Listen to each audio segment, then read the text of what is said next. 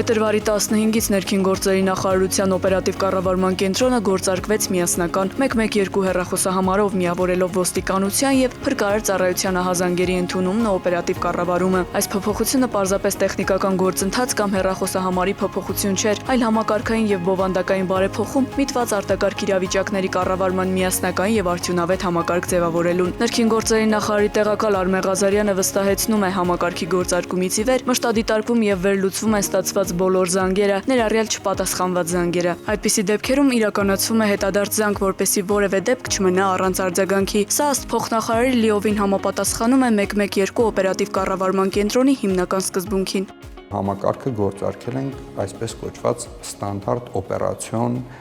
գործիքակազմի միջոցով։ Նախկինում, եթե որոշակի ֆունկցիոնալություն թողնված էր օպերատորի հայեցողության վրա, ներկայումս դա առավել կանոնակարգված է եւ յուրաքանչյուր զանգի պարագայում մենք ունենք հստակ հարցաշար, որով օպերատորը պետք է առաջնորդվի ամեն զանգը սպասարկելիս։ Երկրորդ կարևորագույն հանգամանքը այն է, որ սա արագության վրա է ազդել, եթե ընդհանուր սպասարկված զանգերի մինչև 90%-ը պետք է պատասխանենք եւ արձագանքը մեկնարկենք մինչև 15 վայրկյանում, մենք գրեթե մոտեցել ենք ստանդարտին։ Առաջիկայում վստահ եմ մենք կհասնենք նենայի ստանդարտին։ Զանգերի վերլուծությունը ցույց է տալիս, որ չպատասխանված զանգերի զգալի մասը տեխնիկական բնույթի է։ Խոսքային դեպքերի մասին է, երբ զանգի տևողությունը չի գերազանցում 5 վայրկյան է եւ քաղաքացին անջատում է այն, մինչ օպերատորի պատասխանելը։ Նման դեպքերում տեխնիկապես հնարավոր չէ սպասարկել զանգը, սակայն նույնիսկ նման դեպքերում իրականացվում է հետադարձ կապ, անհրաժեշտության դեպքում համապատասխան ծառայությունների արձագանքը կազմակերպելու համար։ Թվերը եւս վկայում են աշխատանքի ծավալի մասին։ 112 օպերատիվ կառավարման կենտրոնի գործարկումից ի վեր ստացվել է 1.400.000-ից ավել զանգ։ 112 որն է ձեր ահազանգը։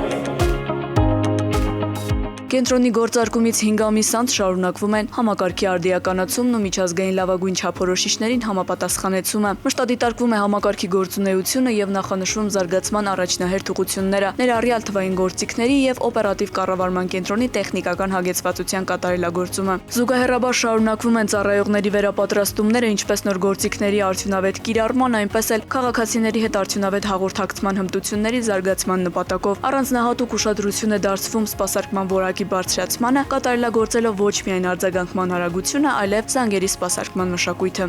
Փրկարար ծառայողների համար մենք այստեղ ավելացրել ենք այն անհրաժեշտ շերտերը, երկրորդային վտանգի հնարավոր շերտերը, որ փրկարարը տեղ հասնելուց առաջ պետք է իրազեկված լինի,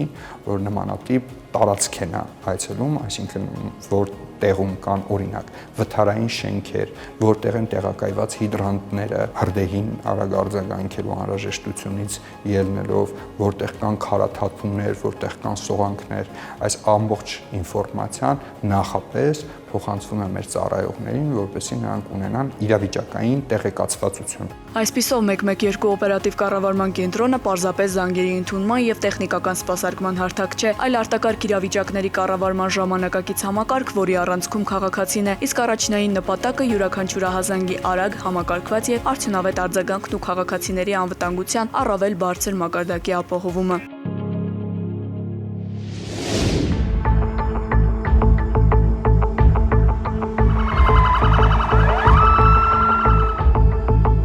Հուլիսի 29-ին ներքին գործերի նախարարության քրեական ոստիկանության Երևան քաղաքի վարչության եւ համայնքային ոստիկանության գլխավոր վարչության ծառայողները Երևանի պարեկների հետ Աչափնյակ վարչական շրջանում իրականացրել են ուժեղացված ծառայություն։ Ոստիկանները ուժեղացված ծառայության ընթացքում օպերատիվ տեղեկությունների հիման վրա առանձնացված հասցեներում եւ քրեական ենթամշակույթի նկատմամբ հակումներ ունեցող անձանց հնարավոր հավաքատեղիներում իրականացրել են թիրախային ստուգումներ։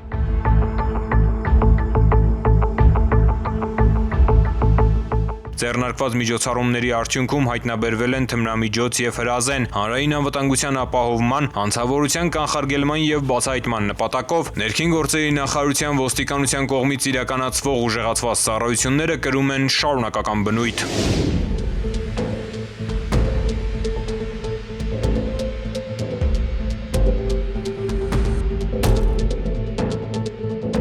Ստացվել են օպերատիվ տեղեկություններ այն մասին, որ Երևան քաղաքում գործում է կազմակերպված հանցավոր խումբ, ովքեր մայրաքաղաքի տարբեր վարչական շրջաններում իրականացնում են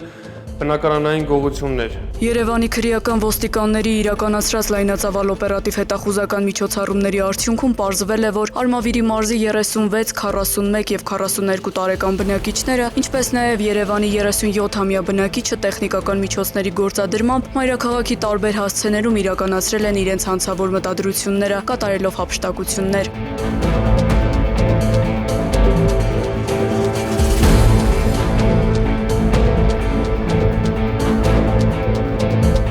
Ստացված օպերատիվ տեղեկություններն իրացելով Երևան քաղաքի վարչության քրեական ոստիկանները Մաշտոց Սարյան փողոցների խաչմերուկից հանցանք կատարելու անմիջականորեն ցակած հիմնավոր կասկածանքով ձերբակալել եւ նրանցից մեկի կողմից վարած Hyundai Elantra մակնիշի մեքենայով հանդերձ տեղափոխվել են քրեական ոստիկանության գլխավոր վարչության Երևան քաղաքի վարչություն։ 41-ամյա տղամարդու անձնական խուզարկությամբ հայտնաբերվել են տարբեր տեսակի ոսկյա եւ արծաթյա զարդեր, ինչպես նաեւ դրամական միջոցներ, որոնք ըստ նախնական տվյալների հափշտակվել էին բնակարաններից մեկից։ Իսկ 36-ամյա տղամարդու անձնական խուզարկությամբ հայտնաբերվել է ավելի քան 2 գրամ ընդհանուր քաշով ադամանդանման քարեր։ Նրանց կողմից շահագործված ավտոմեքենայում հայտնաբերվել են գողացված այլ իրեր։ Տղամարդիկ եւ կազմված փաստաթղթերը ներկայացվել են նախաքննական մարմին։ Նախաքննությունը շարունակվում է։ Քրեական ոստիկանության թմրամիջոցների ապօրինի շրջանառության դեմ պայքարի վարչության ծառայողները հերթական օպերատիվ տեղեկությունն իրացրին Երևանի պարեկների հետ։ Հուլիսի 29-ին գիշերվա ժամը 2-ին մոտ Միքայելյան հիվանդանոցի դիմաց գտնվող գերեզմանատան տարածքում թմրամիջոց ապօրինից ձեռք բերելու, պահելու եւ օգտագործելու կասկածանքով ձերբակալվեց եւ համայնքային ոստիկանության Քանաքեռ Զեյթունի բաժին տեղափոխվեց մայրաքաղաքի բնակիչ 39-ամյա մի տղամարդ։ Նրա խուզարկությամբ հայտնաբերված թղթե 3 փաթեթում կար մեթամֆետամինի նմանվող ընդհանուր 308 գրամ զանգված։ Նույն զանգվածից հայտնաբերվեց նաև նրա հեռախոսի պատյանում, իսկ պայուսակի մեջ եղած տարայում կար Subutex տեսակի մոտ 15 գրամ փոշենման զանգված։ 39-ամյա տղամարդը ներկայացվել է Քանաքեռ Զեյթուն վարչական շրջանի քննչական բաժին։ Կատարվում է նախաքննություն։ Քրեական ոստիկանության Գեղարքունիքի մարզային վարչության կողմից որպես անհետ կորած որոնվում է 1992 թվականին ծնված Վահագն Մարտիրոսյանը։ Նա դուրս է եկել Ճամբարակ համայնքի իր բնակարանից եւ չի վերադարձել։ Նրա գտնվելու վայրի վերաբերյալ տեղեկություններ ունեցողներին խնդրում ենք դիմել ոստիկանության մոտակա բաժին կամ զանգահարել 112։ Ըստ ճանապարհային երթևեկության կանոնների 88-րդ կետի վարորդներին արգելվում է մուտք գործել խաչմերուկ, եթե առջևում երթևեկության ուղղությամբ առաջացել է խցանում, որը կհարկադրի կանգ առնել եւ կստեղծի խոչընդոտ հատող ճանապարհով տրանսպորտային միջոցների երթևեկության համար։ Այս կանոնի խախտումը վարչական իրավախախտումների վերաբերյալ օրենսգրքի 124-րդ հոդվածի 5-րդ կետի համաձայն առաջացնում է տուգանքի նշանակում սահմանված նվազագույն աշխատավարձի հնգապատիկի 5000 դրամի չափով եւ տուգանային 1 միավորի կիրառում։ Ներքին գործերի նախարարությունը հորդորում է խստագույնս պահպանել ճանապարհային երթևեկության կանոնները։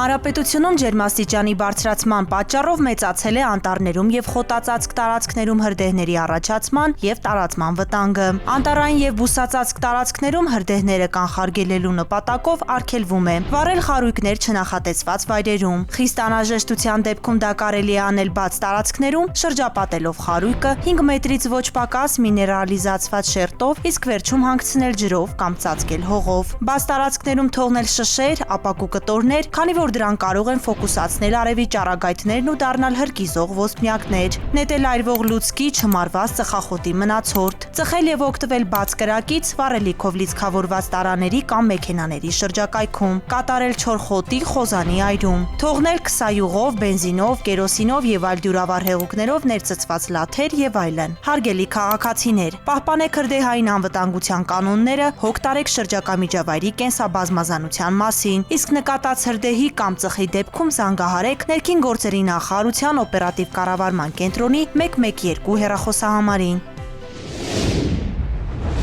Կառավարությունն իրազեկում է։